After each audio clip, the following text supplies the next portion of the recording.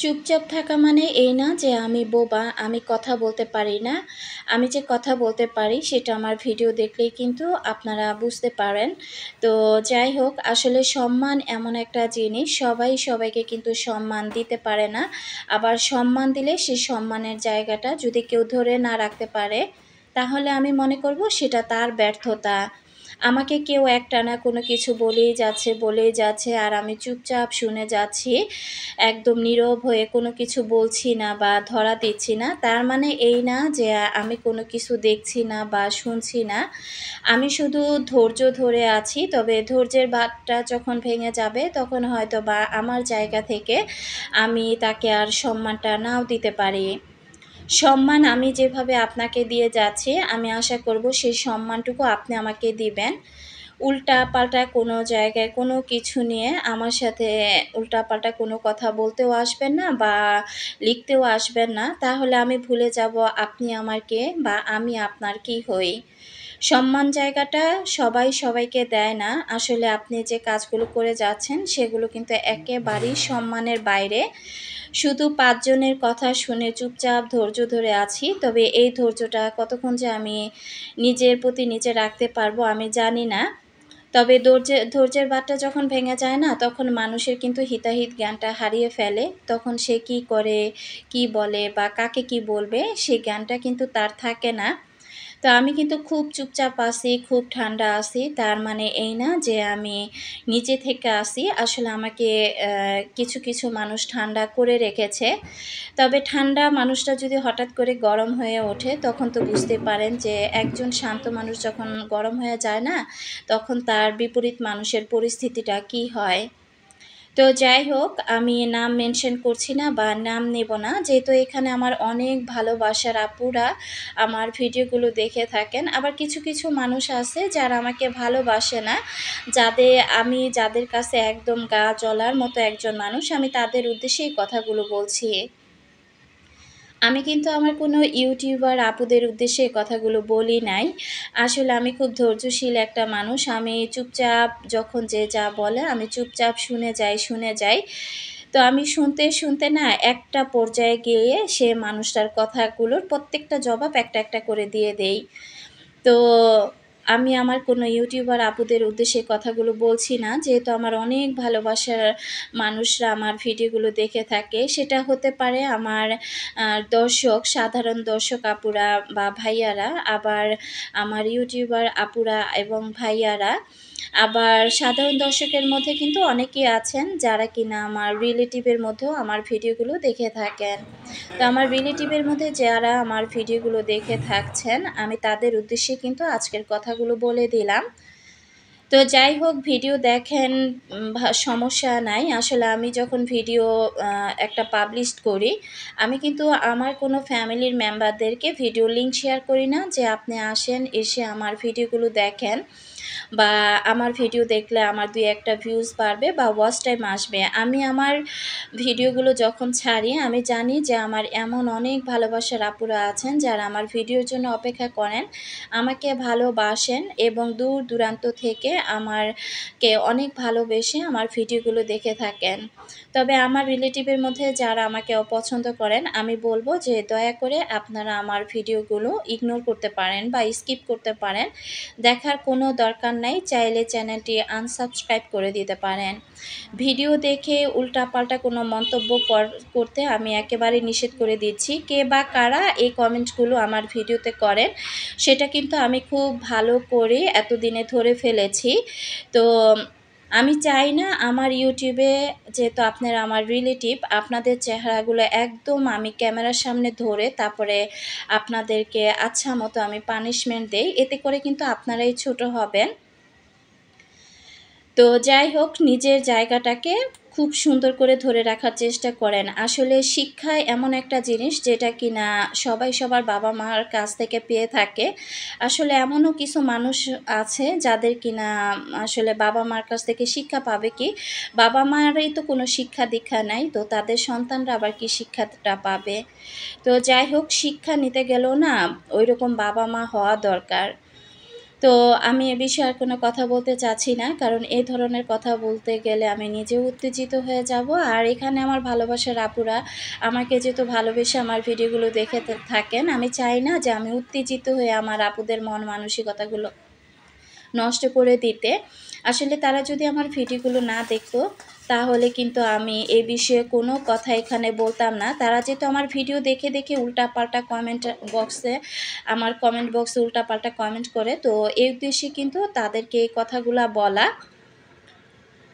তো যাই হোক, আমি খুব সুন্দর করেও কথা বলতে পারি, আবার খুব অসুন্দর করেও কথা বলতে পারি। আমি সুন্দরের সাথে খুব সুন্দর করে কথা বলি এবং অসুন্দরের সাথে কিন্তু খুব অসুন্দর করেই কথাটা বলি।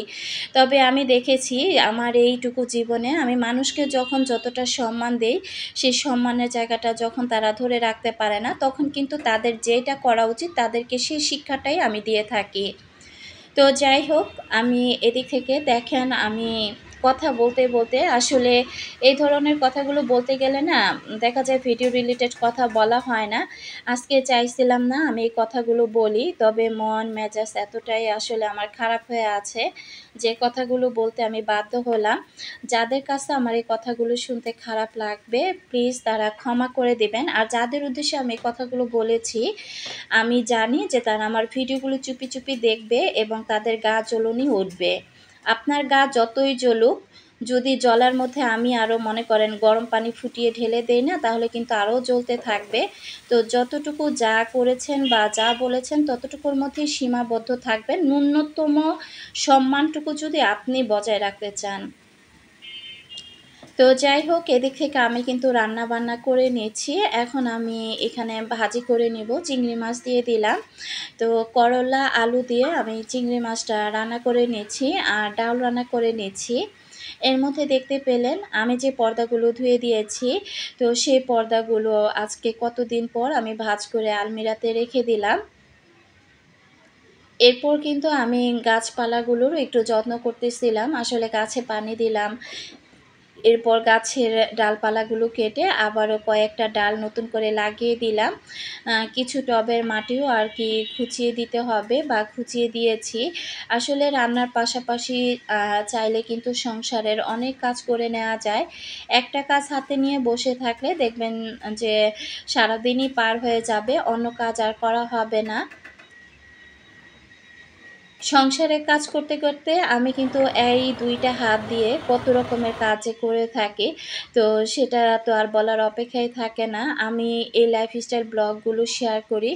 আমার ভালো লাগে বা আমার ভালোবাসার আপুরা আমার ভিডিওগুলো দেখতে ভালোবাসেন এবং খুব সুন্দর, সুন্দর কমেন্ট করেন। এ কারণেই কিন্তু আমি এই লাইফস্টাইল ব্লগটা আপনাদের সাথে শেয়ার করে থাকি।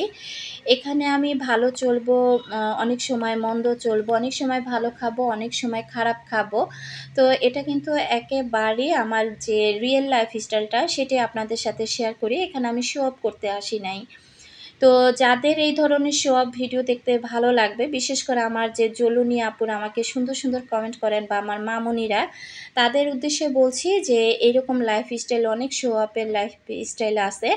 আপনারা চাইলে সেই ভিডিওগুলো দেখে নিতে পারবেন। কারণ আপনার মতো ২-১ টা পাবলিক আমার ভিডিও না দেখলে আমার কিচ্ছু আসবে যাবে না।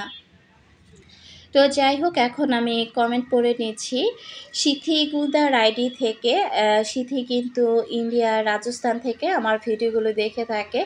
সিথি অনেকদিন যাবত আমার ভিডিওগুলো দেখে। তো সিথিকে অসংখ্য ধন্যবাদ জানাচ্ছি কমেন্টটা পড়ার আগে।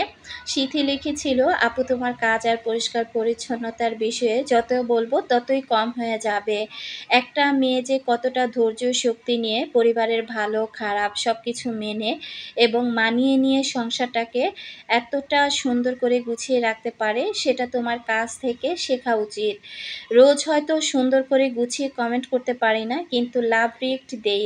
লাভ ইউ আপু। I love you too much আপু। তোমাকে অনেক, অনেক ভালোবাসা সিথি সোনা। আমি জানি যে তুমি আমাকে অনেক, অনেক ভালোবাসো।" তোমার জন্য মন থেকে অনেক অনেক দোয়া আর ভালোবাসা থাকবে এবং সাথে বাবাটার জন্য অনেক অনেক দোয়া আর ভালোবাসা। আসলে এত এত আপুরা কমেন্ট করেন, সব আপুদের কমেন্ট কিন্তু ওইভাবে আমি পড়তে পারি না। আমি আমার জায়গা থেকে চেষ্টা করি যে কম বেশি সব আপুদের কমেন্টগুলো পড়ার জন্য। আসলে এত এত কমেন্ট আসে, এতগুলো কমেন্ট পড়তে গেলে কিন্তু দেখা যায় ভিডিও রিলেটেড কথা বলা যায় না। তো যাই হোক, আমি রান্না বান্নাও করছি, আবার ওই পাশ থেকে সংসারের কাজ করছি। হৃদয়তমা আইডি থেকে আপু লিখেছিল, আপু তুমি যে বাবুই পাখির বাসাটা নিছিলা ওটার প্রাইস কত? এই বাবু পাখির বাসার প্রাইসটা নিয়েছিল আপু 150 টাকা। তো এখন কিন্তু দেখলাম যে আরও অনেক সুন্দর সুন্দর বাবুই পাখির বাসা বের হয়েছে। তো বাবুই পাখির বাসাটা কিন্তু অনেক ময়লা হয়েছিল, সেটাই আমি আবার একটু খুব সুন্দর করে ক্লিন করে দিচ্ছি। আমার গল্প আইডি থেকে আপু কমেন্ট করেছে, আপু তেলাপোকা দেখে তোমার কাজ বেড়ে গেছে। আপু তোমার ভিডিও কিন্তু আমি অনেক আগে থেকে দেখি। আপু একটা কথা জিজ্ঞাসা করি, তোমার ভাইয়ের ছেলেটা কেমন আছে? তো আর তোমার আম্মু কেমন আছে?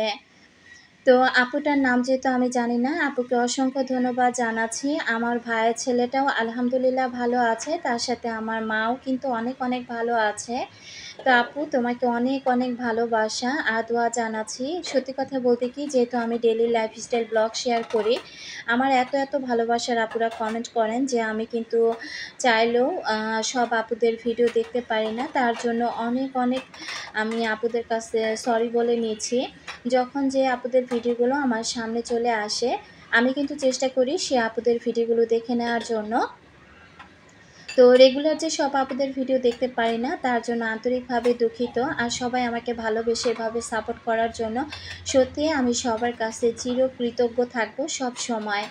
এদিক থেকে দেখেন, আমি যে কিচেন ক্যাবিনেটে সব কিছু ধুয়েছিলাম, এগুলো আর গুছানো হয় নাই। তো এগুলো এভাবে রয়ে গিয়েছিল। আর পানিটা যেহেতু শুকিয়ে গিয়েছে, এখন কিন্তু আমি খুব সুন্দর করে কিচেন ক্যাবিনেটের মধ্যে এগুলো গুছিয়ে রাখবো। এমএন ব্লগ থেকে নাসরিন আপু কমেন্ট করেছিল, আমার বাসায় কি পরিমাণ তেলাপোকা ছিল বুঝতে পারবা না আপু, সব তেলাপোকা ধ্বংস হয়ে গেছে আলহামদুলিল্লাহ। এখন একটা তেলাপোকাও নেই।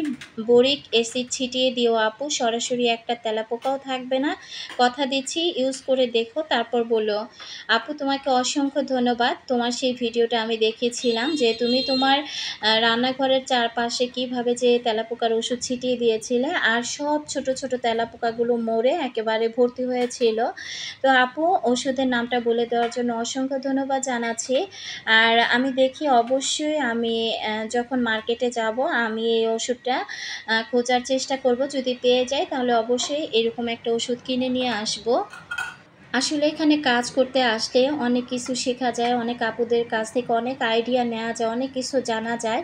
এই কারণে কিন্তু আমি আমার এই ইউটিউব প্ল্যাটফর্মটাকে খুব বেশি পছন্দ করি বা ভালোবাসি। এটা আমার একটা প্রশান্তির জায়গা, আমার একটা ভালোবাসার জায়গা বলতে পারেন। আমি সব কিছু যেমন তেমন আমি সব সহ্য করতে পারবো, তবে আমার ইউটিউবিং নিয়ে যদি কেউ কোনো বাজে মন্তব্য করে, সেটা কিন্তু কখনো আমি মেনে নিতে পারি না বা পারবো না, সেটা যেই হোক না কেন। তো এদিক থেকে কিন্তু আমি কাসকি মাছের চচ্চড়িটাও করে নিয়েছি, ঝটপট করে রান্নাটা আজকে হয়ে গিয়েছে। রান্নার পাশাপাশি দেখতে পেলেন এই দুইটা হাত দিয়ে আরও কত কাজ করলাম। আনিসুর রহমান রুবেল আইডি থেকে আপু কমেন্ট করেছে, আপু আমার এক মেয়ে এক ছেলে, আমার মেয়েটা বড় 10 বছর চলে, আমার মেয়ের নাম জুই, সবাই আমাকে জুইয়ের আম্মু বলে ডাকে, আমার জন্য দোয়া করো আপু। আপু তোমার জন্য মন থেকে অনেক অনেক দোয়ার ভালোবাসা রইল। তো আমার মেয়েটার নামও যেহেতু জুই, তো অবশ্যই জুই মামুনি আর তোমার ছেলের জন্য অনেক অনেক ভালোবাসা। তো এদিক থেকে সব রান্না বান্না করে আমি এদিক থেকে টেবিলে গুছিয়ে রাখলাম। আর এই যে কিচেন ক্যাবিনেটের মধ্যে এখন আবার নতুন করে সব গুছিয়ে নিচ্ছি। আসলে না, আমার এই ক্যাবিনেটের চারপাশটা একটু ফাঁকা ফাঁকা হয়ে গিয়েছে। আর কি যে সামনের যে দরজাগুলো আছে, দেখতেই পাচ্ছেন কতটা ফাঁকা হয়ে আছে। তো দেখি মিস্ত্রিকে বলা হয়েছে, একদিন বাসায় এসে বলেছে যে ঠিক করে দিয়ে যাবে। এই ফাঁকাগুলোর কারণেই কিন্তু তেলাপোকাটা ঢুকে যায়। আর এগুলোর মধ্যে যেহেতু আমি খাবার দাবার সার্ভ করি, এই কারণে কিন্তু না ধুয়ে রাখতেও আর ভালো লাগছিল না। এই কারণে কিন্তু নতুন করে সব কিছু ক্লিন করে আবারও গুছিয়ে নিলাম।